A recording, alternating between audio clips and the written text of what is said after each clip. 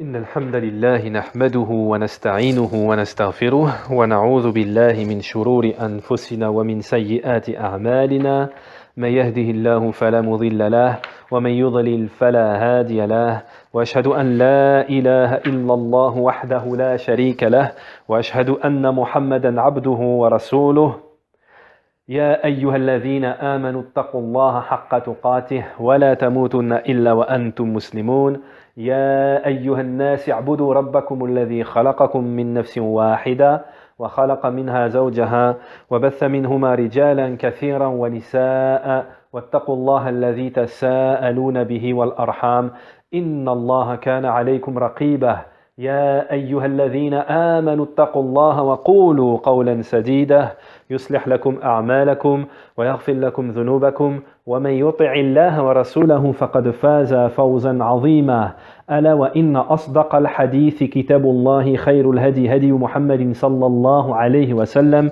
وشر الأمور محدثاتها وكل محدثة بدعة وكل بدعة ضلالة وكل ضلالة في النار أما بعد طيب. Donc nous continuons, Inch'Allah, dans nos 10 actes annulatoires de l'islam. Nous étions toujours au premier acte annulatoire de l'islam, le polythéisme, le shirk. Et le shirk nous avait donné plus ample information, plus ample détail, il commence à rentrer petit à petit dans le détail en ce qui concerne le polythéisme. Donc on s'était arrêté, d'abord Cheikh Al-Fawzan Hafidhahullah nous avait défini le polythéisme, nous avait donné la définition du polythéisme, et ensuite le Cheikh Hafidhahullah, Cheikh Al-Fawzan, nous a expliqué une ambiguïté, il nous a fait le détail d'une ambiguïté, l'ambiguïté qui est que les associateurs ou d'autres groupes égarés ont essayé de propager une ambiguïté qui est le fait de restreindre le polythéisme à l'unicité de la seigneurie. On avait expliqué ça précédemment. Donc, on va reprendre là où on s'était arrêté. En résumé, Cheikh Al-Fawzan nous dit, il faut que nous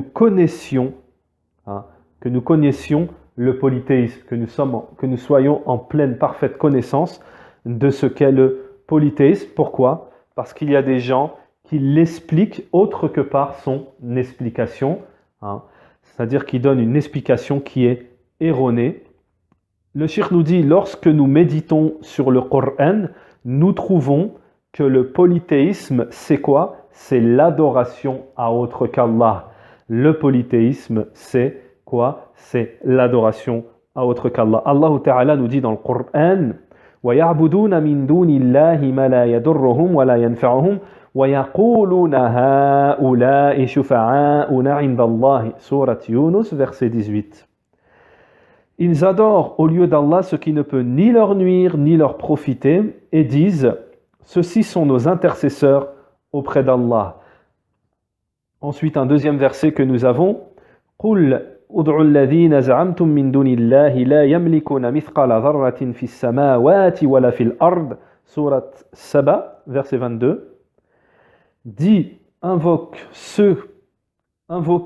ceux qu'en dehors d'Allah vous prétendez être des divinités, ils ne possèdent même pas le poids d'un atome. Donc Cheikh Al-Fawzan nous dit, هذا شرك في الدعاء. Ça c'est le polythéisme dans l'invocation. Le Cheikh nous dit, il y a également le polythéisme dans le sacrifice, l'immolation, à autre qu'Allah. Et la parole d'Allah, appuyé, confirmé par la parole d'Allah subhanahu wa ta'ala, Surat al-Kawthar, Inna a'tainaka al-Kawthar, fasalli li rabbika wanhar, et accomplis la salat pour ton Seigneur et sacrifie. Waqala ta'ala, encore un autre verset. Donc ce verset, c'est la preuve que le sacrifice est une adoration. Le vouer à autre qu'Allah, c'est du polythéisme. Qul inna salati wa nusuki wa mahyaya wa mamati lillahi rabbil alamin la sharika lahu wa bidhalika umirtu. Sourate les bestioles An'am, verset 163, 163, pardon.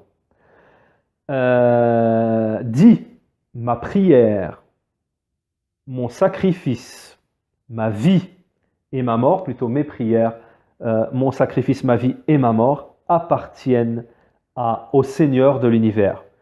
Alors, pas d'associer à lui, à Allah subhanahu wa ta'ala, et c'est cela qui m'a été ordonné. Cheikh Al-Fawzan nous dit le sacrifice et la prière à autre qu'Allah sont du polythéisme. Et le polythéisme a de nombreux genres, de nombreuses catégories. Donc, on comprend bien ce qu'a voulu nous expliquer le cheikh ici, et ça c'est la réplique à une ambiguïté. Hein. Donc, on va répéter, Inch'Allah, parce que c'est important. Le cheikh, il fait la réplique avec les versets du Coran, avec les règles de jurisprudence. Le cheikh, il nous dit que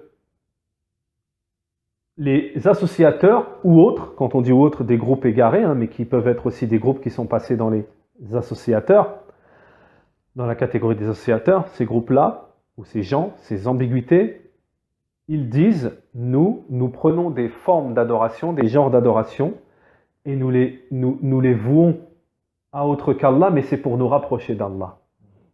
Et Allah subhanahu wa ta'ala, dans le Coran, il a répliqué en disant que ça c'est du polythéisme, ça c'est de l'association. Celui qui veut faire une adoration, qu'il adore Allah exclusivement, directement. Et là, Cheikh Al-Fawzan, il nous dit, il passe par plusieurs adorations, par la salat, par le vœu, par le siyam, par l'égorgement, le sacrifice. On est bien d'accord. Et eux, ils ont voulu prétendre que non, il y a une seule forme de polythéisme, c'est le polythéisme en adorant les statues. Mais là, on rapporte les versets que ce sont toutes les formes d'adoration qui sont vouées à autre qu'Allah qui sont considérées comme du polythéisme.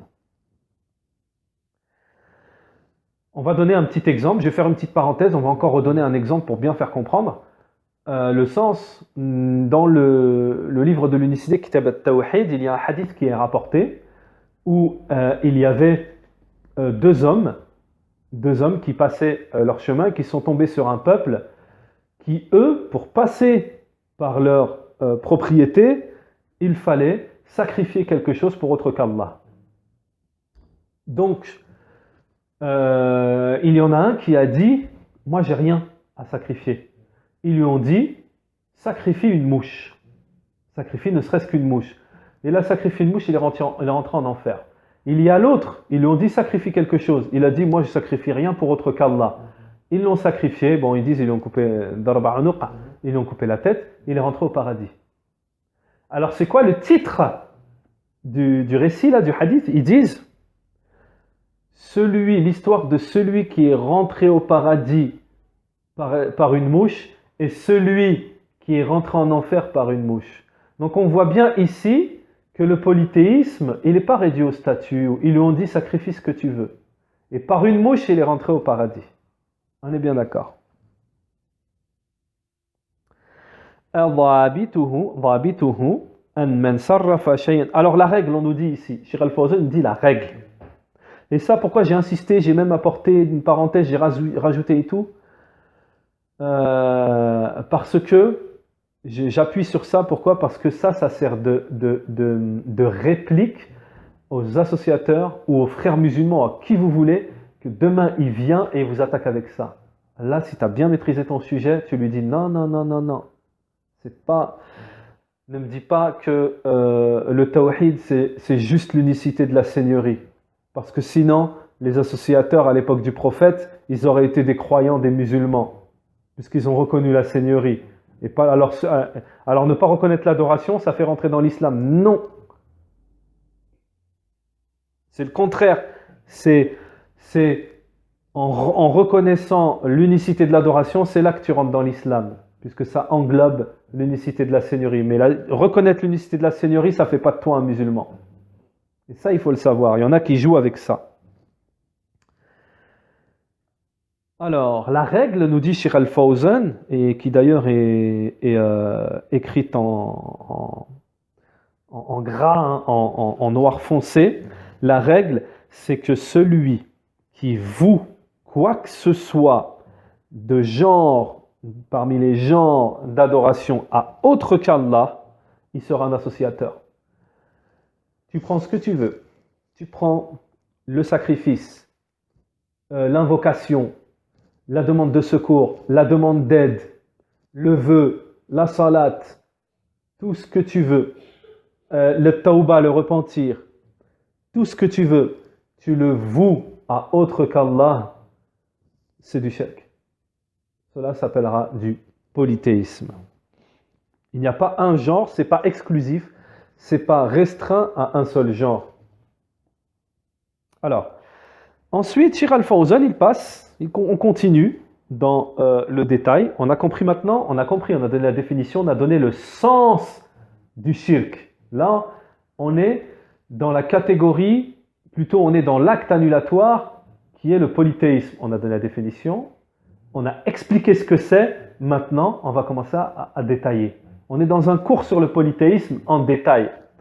Donc maintenant, Sheikh Al-Fawzan nous dit le polythéisme est de deux genres. Maintenant que tu sais ce que c'est, on va t'expliquer, mais il y en a deux. Le premier genre, catégorie, genre de polythéisme, c'est le polythéisme majeur, la grande association.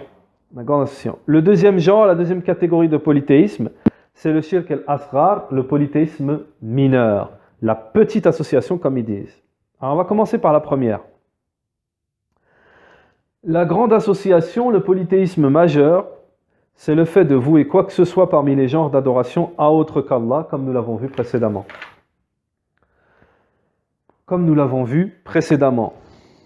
Et cette catégorie, ce genre de polythéisme, fait sortir la personne de la communauté.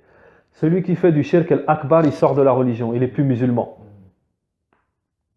C'est pour ça que c'est un acte annulatoire. Là, lorsqu'on dit les actes annulatoires, le polythéisme fait partie des actes annulatoires, on parle du polythéisme majeur. Et il sera interdit à la personne qui fait du grand polythéisme, d'entrer au paradis. D'entrer au paradis, et il sera éternellement en enfer. Et ses œuvres seront, toutes ses œuvres seront annulées. Donc ça, on a déjà parlé de ça. Pour ceux à qui ça peut sembler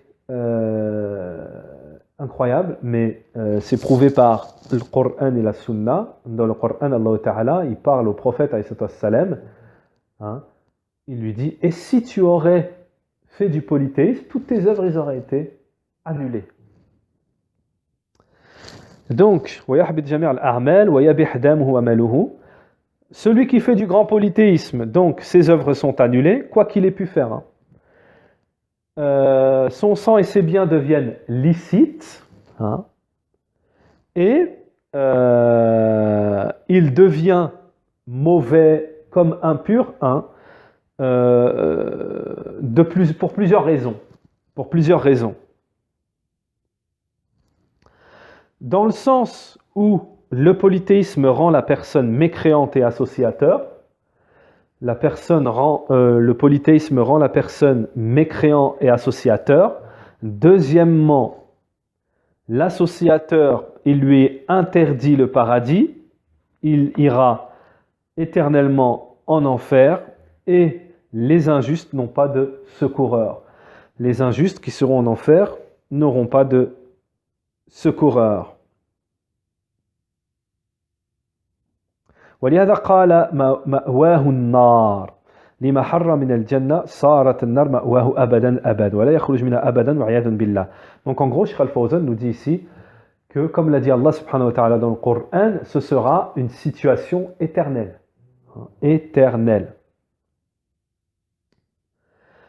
Troisièmement, Allah Ta'ala a interdit, c'est interdit de pardonner à l'associateur. Allah Ta'ala, il pardonne pas à l'associateur أن الله حرم المشرك من المغفرة. قال تعالى, selon la parole d'Allah Ta'ala dans le Coran, sourate les femmes An-Nisa, verset 48, où Allah Ta'ala nous dit Inna Allah la yaghfiru an yushraka bihi wa yaghfiru ma duna dhalika liman yasha. Certes, certainement, Allah ne pardonne pas qu'on lui associe quoi que ce soit. À part cela, il pardonne à qui il veut. Donc Cheikh Al-Fawzan nous dit attention, il y a quelque chose à savoir de très important lorsqu'on cite ce verset. فالمشرك إذا مات على الشرك لا طمع له في المغفرة الله سبحانه وتعالى ما لم يتب منه. L'associateur, lorsqu'il meurt sur le polythéisme, ne peut prétendre au pardon d'Allah à partir du moment où il ne s'est pas repenti. Ce verset, Allah ne pardonne pas à l'associateur, Allah ne pardonne pas qu'on lui associe quoi que ce soit. C'est pour celui qui est mort, il n'a pas fait tauba du shirk. Mais si quelqu'un avant de mourir, il fait tauba, Inch'Allah, Allah s'il veut, il lui pardonne. Alors, il y a une autre faïda très importante et qui est aussi une réplique au groupe égaré dans ce verset, c'est que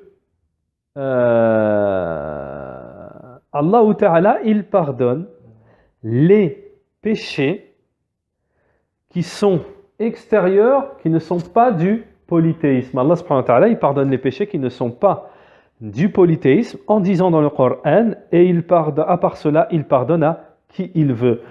Donc, les péchés comme la fornication, le vol, la consommation d'alcool, etc., parmi les grands péchés qui sont interdits et qui n'atteignent pas le niveau les limites du polythéisme.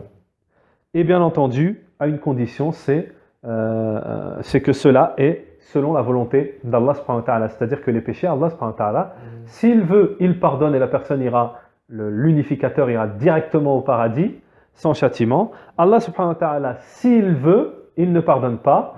Ça ne veut pas dire que la personne n'ira pas au paradis, mais ça veut dire qu'elle passera par un châtiment avant d'aller au paradis. Donc les gens de la sunnah et le sunnati wal jama'a, eux, attention, très important, c'est un fondement. Ils disent que les gens des péchés, Allah subhanahu wa ta'ala, s'il veut, il le pardonne, s'il veut, il ne pardonne pas, mais ne pas pardonner pour quelqu'un qui a le tawhid, c'est-à-dire qu'il passera un moment en enfer et après, pour se purifier, ensuite il ira au paradis.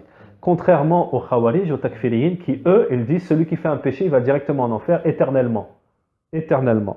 Donc ça, ce n'est pas la aqida, le dogme, la croyance des gens de la sunnah. Donc ces gens-là, ceux qui ont le tawhid mais qui ont fait des péchés, Cheikh Al-Fawzan, il nous dit, on les appelle usat al-muwahhidin. Usat al-muwahhidin, c'est quoi? Ce sont les désobéissants parmi les unificateurs. Les désobéissants parmi les unificateurs, ça veut dire ce sont des gens qui ont le tawhid, hein, mais leur tawhid, il a été entaché par des désobéissances. Lakin, idha lam yaghfir lahum, فإنهم لا يخلدون في النار كما يخلد الكفار وعباد الأصنام والمشركون. Donc, lorsque ils ont, les gens du tawhid, les unificateurs, lorsqu'ils ont fait des péchés, ils ne vont pas en enfer éternellement, comme les mécréants qui vont en enfer éternellement, les adorateurs des statues et les associateurs. Donc, quatrièmement, en ce qui concerne toujours l'associateur qui a fait du grand polythéisme. Comme on l'a dit précédemment, Cheikh Al-Fawzan nous dit quatrièmement, le polythéisme annule toutes les œuvres. Le polythéisme annule toutes les œuvres. La preuve dans le Coran, la parole d'Allah subhanahu wa ta'ala, Surat Az-Zumar, verset 65, وَلَقَدْ أُحْيَ إِلَيْكَ وَإِلَى الَّذِينَ مِنْ قَبْلِكَ. Et il t'a été révélé, c'est le prophète, à toi et à ceux d'avant toi, que si tu avais associé, toutes tes œuvres seraient annulées, vaines, hein, et tu ferais partie, tu serais du nombre des perdants, des perdants. Surat Az-Zumar, verset 65-66. وَلِهَذَا يَقُولُونَ إِنَّ الشِّرْكَ يَبْطِلُ الْأَعْمَالَ كَمَا يَبْطِلُ الْحَدَثُ الطَّهَارَةِ. Et c'est pour ça qu'ils disent, les ulama, les gens de science, hein, qu'ils disent le polythéisme annule les œuvres comme l'impureté annule la pureté, l'état de pureté.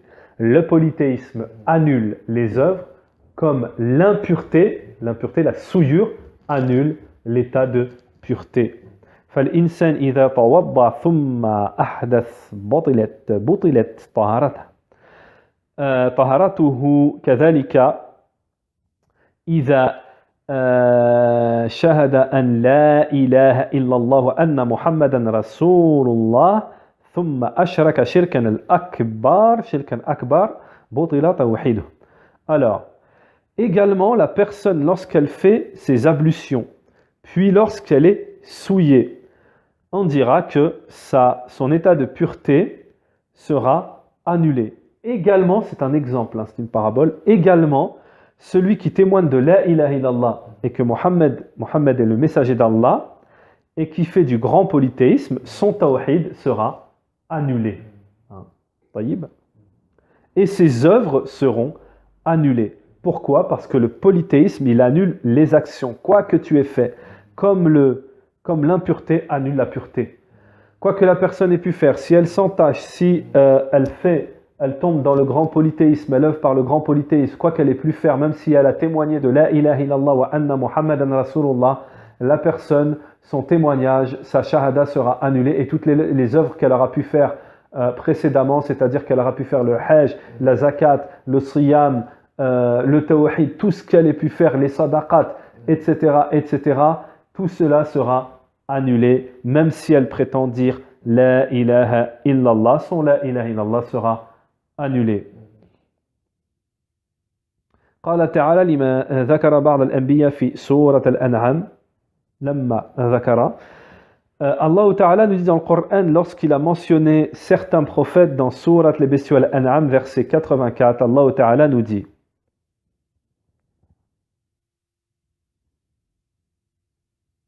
et nous l'avons guidé auparavant, et Noé, nous l'avons guidé auparavant, et parmi sa descendance Daoud et Suleyman.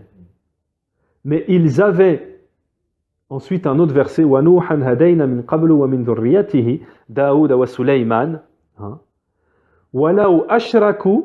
Mais s'ils avaient donné à Allah des associés, alors ce qu'ils auraient fait aurait été vain. On parle des prophètes.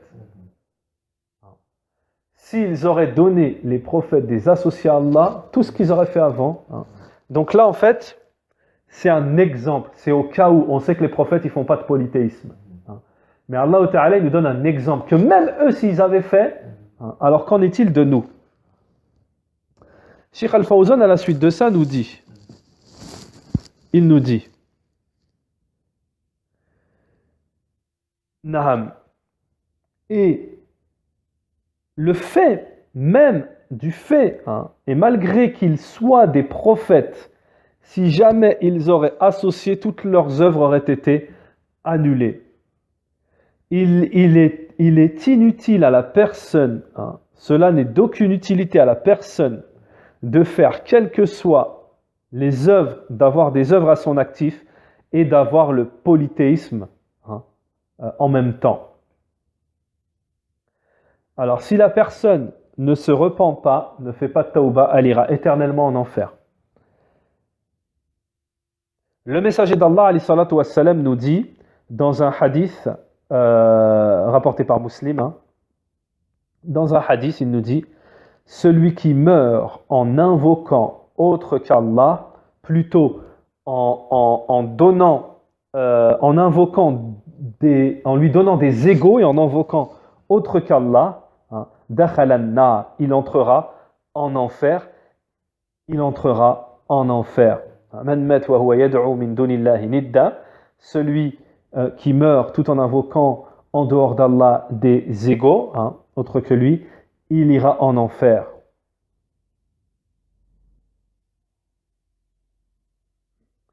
Et dans un autre hadith rapporté par Al-Bukhari et Muslim de Abdullah ibn Mas'ud, le messager d'Allah alayhi salatu wassalam nous dit celui qui meurt et qui n'a pas invoqué en dehors d'Allah, qui n'a pas donné d'ego, d'égal à Allah, lui, il entrera au paradis. Lui, il entrera au paradis. Donc, cinquième chose, par rapport aux mauvaises choses, par rapport au polythéisme majeur, anna shirka yabih dam al-mushrik, c'est que le polythéisme rend licite le sang de l'associateur, ses biens, et rend obligatoire le djihad. Qala sallallahu alayhi wa sallam, le messager d'Allah alayhi wa sallam nous a dit, il m'a été ordonné de combattre les gens jusqu'à ce qu'ils disent La ilaha illallah. Fa'idha qalouha, et si ils le disent, ils en témoignent, alors leur sang et leurs biens seront de ma part protégés, sacrés, sauf lorsque c'est un droit. Et leur jugement appartient à Allah subhanahu wa ta'ala, rapporté par Muslim, hadith de Abi Hurairah radiyallahu anhu, et rapporté par Bukhari, rapporté par Muslim aussi, hadith Ibn Umar radiyallahu anhuma. طيب, donc leurs biens ne seront pas sacrés. L'associateur du grand polythéisme, son bien, son sang, ne sera sacré que par le tawhid. Tandis que le polythéisme, comme on l'a dit, ne rend pas le sang et les biens sacrés. Alors Cheikh Al-Fawzan nous dit, voilà ce qu'est le polythéisme et ce que il en découle comme châtiment, punition, dans la vie d'ici-bas et dans l'au-delà. Et il y a le polythéisme comprend de nombreuses catégories. On ne peut même pas, Allahu a'lam, les dénombrer. Le polythéisme comprend énormément de catégories, immensément, mais Cheikh Al-Fawzan nous dit parmi les plus immenses catégories de polythéisme, c'est l'invocation à autre qu'Allah, la demande de secours à autre qu'Allah, dans ce que seul Allah peut accomplir. Il y a aussi, ce n'est pas terminé, il y a aussi le sacrifice à autre qu'Allah, la prosternation à autre qu'Allah, le vœu à autre qu'Allah, al-ruku', c'est l'inclinaison à autre qu'Allah, etc., nous dit le cheikh. Celui qui voue quoi que ce soit parmi les genres d'adoration à autre qu'Allah aura associé de la grande association, il sera tombé dans la grande association, le polythéisme majeur. Ensuite, nous avons la deuxième forme de polythéisme. On a dit le polythéisme est de deux catégories, le grand polythéisme majeur et la deuxième, le petit polythéisme, shirk al-asghar, le polythéisme mineur. Donc ici, Cheikh Al-Fawzan, il nous dit le polythéisme mineur, la petite association, elle aussi, elle a deux manières. Elle est de deux genres. Il y a deux formes. Donc, shirk al-asghar, wa huwa ma warada fi al-kitab, ma wurida fi al-kitab wa sunnah, tasmiyatuhu shirkan wa dallat al-adilla ala anna sahibahu la yakhruj min al-millah. Donc c'est comme le shirk al-akbar, on a dit qu'il y avait plusieurs définitions, il y en avait qui étaient plus connues que d'autres. Ici, Cheikh Al-Fawzan, hafidhahullah, il nous dit que le polythéisme mineur, c'est tout ce qui a été rapporté du kitab wa sunna, le kitab c'est le Coran, la sunna c'est la tradition prophétique, et qui a été nommé comme polythéisme et qui est indiqué par les preuves, comme quoi la personne ne sort pas de la religion.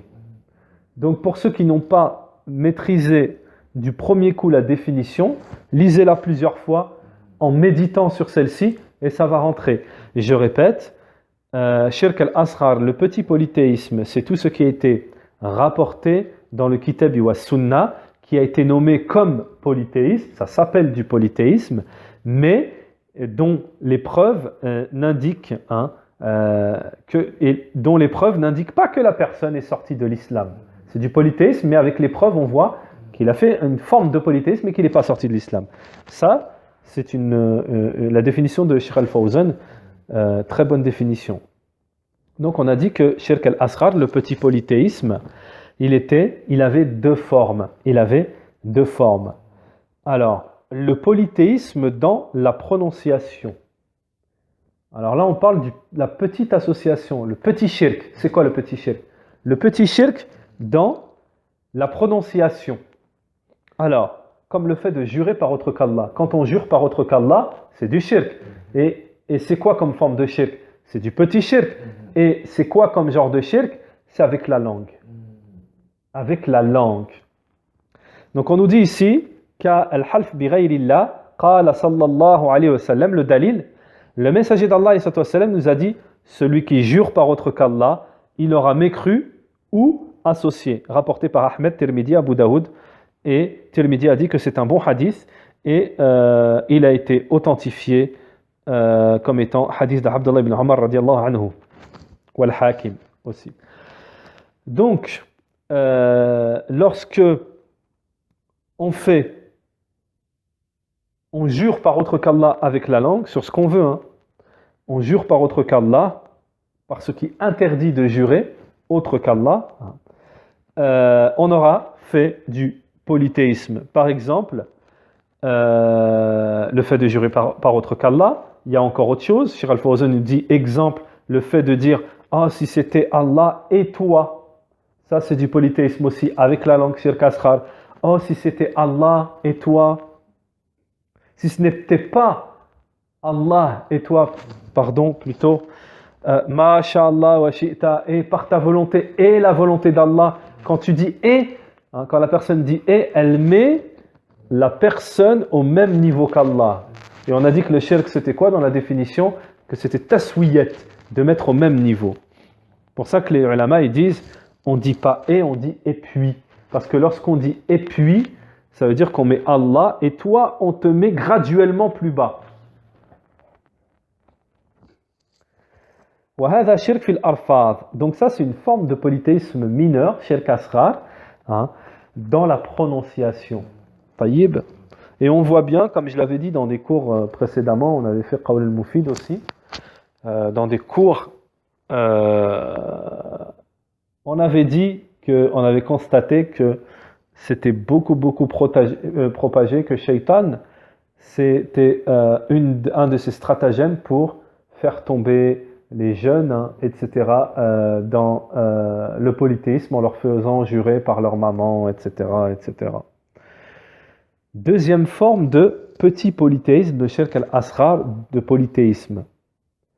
C'est quoi? C'est le polythéisme caché dans le cœur. Ça c'est shirk al-asghar, le polythéisme caché dans le cœur, qui est une forme d'ostentation. Que l'on ne voit pas dans les œuvres. Donc ça, Inch'Allah, ça s'appelle l'ostentation, ar-riya. Inch'Allah, on va l'expliquer dans le prochain cours. Dans le prochain cours, on va expliquer en détail, parce qu'il y a un détail qui demande un peu de temps en ce qui concerne l'ostentation. Donc, subhanakallah wa ma bihamdik, wa ashhadu an la ilaha illa ant, wa astaghfiruka wa atubu ilayka, wa sallallahu wa sallam ala nabiyyina Muhammad, wa ala alihi wa sahbihi ajma'in.